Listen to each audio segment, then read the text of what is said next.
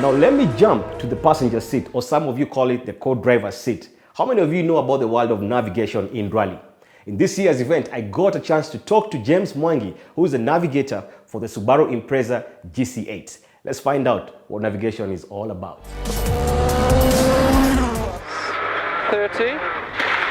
Late left. How are you, sir? Very good. What's your name?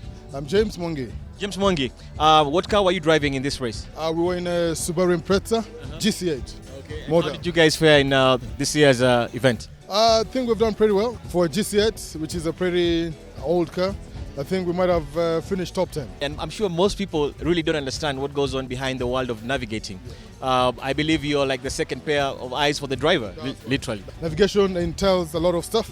The navigator is like the eye of the driver, because the driver has to commit with what the co-driver says. You have to work hand in hand, and the driver has to believe and trust the co-driver 100%. So if it's a corner coming, it's a 2 right, the driver has to take it as a 2 right. So they are like slow corners, hairpins, and all that. They are crest or brow, whereby a driver cannot see what's coming. But it's going to go flat as long as you tell him it's a flat brow, or it's a max brow, or flat crest. You need to know more about also the map, the itinerary. It entails also calculating time. You're checking time into a control. So you have to, we have like, when a rally is running, it is run under time. So there are times where we have to check in at control, so we have to relay the information to the driver. Meaning if you do communicate details to the driver, either too slow, then you guys lose on time. And if you do it too fast, then it could be a problem. That's right, yeah. You have to relay the information at the right time and at the right place. We have what we call pace notes. Yeah. Before the rally, we'll go around the route and we'll do recce and make notes. We're gonna come back, we will do one round when the driver is calling the notes to the co-driver.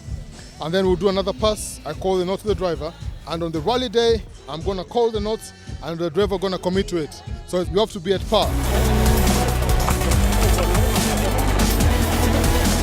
I know in the world of navigation, different teams use different systems for navigation. Yeah. Like I think in Europe they use the Jemba system. Is there a specific system that is used here in Kenya or East Africa? It's what I can say in world of navigation. It's not about a country. It's about a driver. So different drivers would love different like type of notes. We have what we call descriptive notes. It's whereby you would say a corner is medium right. The same medium right, a who wants a number system, another driver would call it a 3 right. Another driver would call the same corner starting with the direction and the number. So I would say a right 3. So it works all different drivers. So it's not a standard system. No, it's not a standard system. It's not a standard system. It is what the driver can absorb and what he can easily learn and use that. Yeah. Has there been a moment where maybe the driver didn't listen to you? I mean, you've done recce together, so you know he kind of knows the route, and you're reading the notes, and you know he doesn't listen. I've seen shots where there's argument in the car. I mean, there's some certain misunderstanding in the car and stuff, but you have to know that you're in that car together. You have to trust the other person. Good driver performing well must be listening and must be in sync with the co-driver. So a driver cannot just do it alone. It's impossible. Yeah. What happens when maybe you make a mistake as you're navigating? How do you bring him back to speed and get back on the? Yeah, there are certain instances or places whereby a co-driver can get lost or something, but with experience you get to avoid that.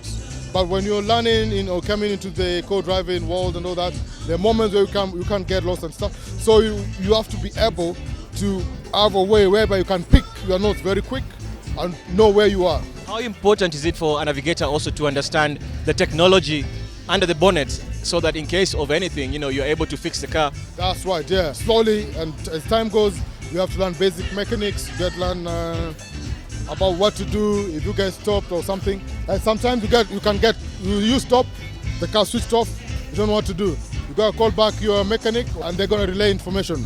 Do this, try this fuse, try this, and maybe you can get moving again. But to get learning slowly, and all that, yeah. But with basic mechanics and more experience, the better. Yeah. Thank you very much for joining us on the show today. All right. Yeah. Well, there you have it. I'm sure right now most of you understand a thing or two about the world of navigation.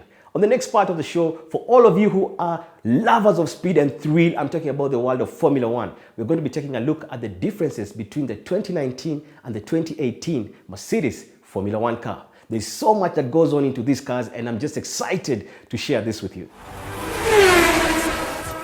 When you look at the new car, the most obvious changes are all the ones that come from the regulations themselves. Because this year has a very large change in aerodynamic regulation, much larger than normal. It was a change that was conceived around about April last year, intended to make the cars better at overtaking one another, better at following one another closely round corners, and better as a racing spectacle. The main features of that regulation change you can see in the front wing of the car, the front brake ducts, the barge boards behind the front wheels, and in this rear wing. So, the big aerodynamic change then, what was the idea behind it? Well, if you look at every single Formula One car since 2009, they've all had one underlying aerodynamic theme, and that has been to try to manage the wake of the front tyres. These tyres create a lot of aerodynamic chaos behind them. They generate a nasty wake of low energy, chaotic air that if you allow that air to fall on your own car, then it damages that car's ability to generate downforce. So every year since 2009, we've been developing techniques to take the wake of this tyre and throw it away from the car, as far away from the car as we possibly can. And the main agents for throwing that wake outboard have been the front wing, these brake ducts, and the barge boards behind, all of which have been sort of snow ploughing air outboard away from the car, where it doesn't then fall on your own car. But sadly, it doesn't fall on your own car, it winds up on the car behind you and makes it much harder for that car then to follow you. Something which the fans of the sport don't like and we don't like either. So we all voted for a change to this regulation to try and limit the ability of the leading car to control the wake of its own tyre. And the consequence of that you see very, very clearly in the layout and design of the front end of this car. So you see on the front wing, much wider, more simple, without all of the features that were able to shovel air outboard. You also see front brake ducts that are much smaller as well, with fewer flicks and turning vanes on them for steering the air. And then behind the tyres, on the barge board area, you see a smaller barge board, again with less authority to try and shovel air outboard. So that makes a very big visual difference. Wider wing, and simpler stuff behind.